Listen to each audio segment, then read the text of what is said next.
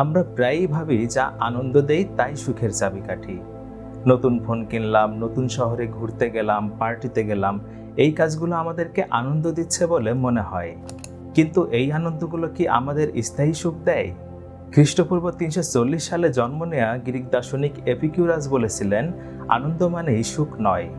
সত্যিকারের সুখ আসে সহজ জীবন, বন্ধুত্ব এবং চিন্তাশীলতা থেকে। আজ আমরা জানব কেন এপিকিউরাস বলেছিলেন ছোট এবং সহজ জীবনই সবচেয়ে বেশি শান্তি দেয়, কেন ফোমো বা অতিরিক্ত ভোগ আনন্দ নষ্ট করে, আর কিভাবে আমরা দৈনন্দিন জীবনে মানসিক শান্তি পেতে পারি।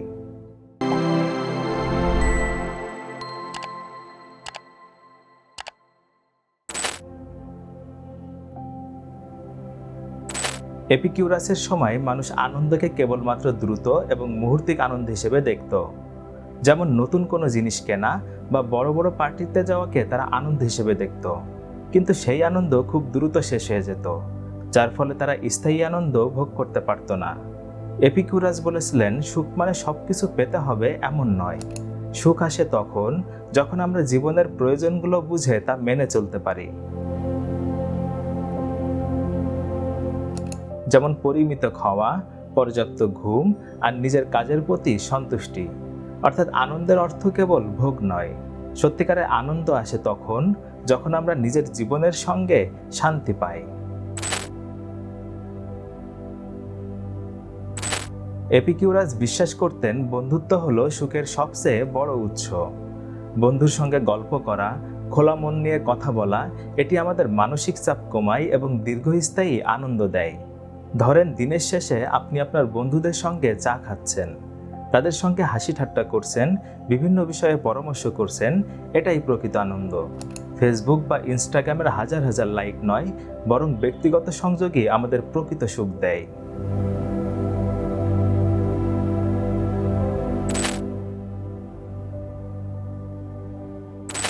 আজকাল আমরা ফোমো বা অতিরিক্ত ভোগের চাপে আছি। নতুন ফোন, নতুন ফ্যাশন, নতুন ট্রিপ, উন্নত জীবন সবই আমাদের চাই। কিন্তু এপিকিউরাস বলতেন, আমরা প্রয়োজনের বাইরে যত বেশি চাই তত বেশি উদ্বিগ্ন হই। নতুন মোবাইল কিনলে হয়তো আপনি খুশি হবেন, কিন্তু সেটা কি আপনাকে শান্তি বা মানসিক আনন্দ দিতে পারে? সত্যিকারের আনন্দ আসে পরিমিত জীবন, নিজের প্রয়োজন বোঝা এবং সহজ জীবনধারা থেকে। এপিকিউরাস আরও বলেছিলেন, চিন্তাশীলতা আমাদের সুখ বাড়ায়। যখন আমরা নিজের আবেগ এবং জীবনকে বোঝার চেষ্টা করি, কেবল তখনই বুঝতে পারি কোন আনন্দ সত্যিই দীর্ঘস্থায়ী। যেমন রাতে শোয়ার আগে 5 মিনিট ধ্যান করা বা নিজের দিনটি বিশ্লেষণ করা।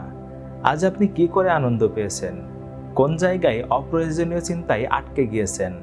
এভাবে আমরা আনন্দকে বেছে নিতে পারি এবং আমাদের জীবন থেকে অপ্রয়োজনীয় চাপ কমাতে পারি। সত্যিকারের সুখের সূত্র হলো সহজ জীবন, বন্ধুত্ব এবং ভালো সম্পর্ক, নিজের মন বোঝার চেষ্টা। এই 3টি সূত্র মিলেই আমাদেরকে দীর্ঘস্থায়ী ও স্থিতিশীল আনন্দ দিতে পারে।